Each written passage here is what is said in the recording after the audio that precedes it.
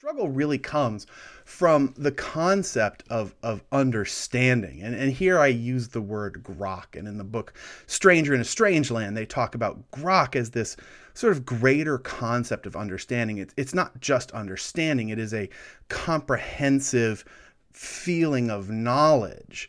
And that's what I really hope to develop for you with your relationship with your glazes. Because understanding our materials is one of the most powerful tools that we have. By understanding our materials, we become better communicators. We can then also take our materials and take our objects and make them more interesting. We can create richer textures and deeper and more satisfying colors. We can make our glazes safer, and if you are a functional maker, safety is a concern.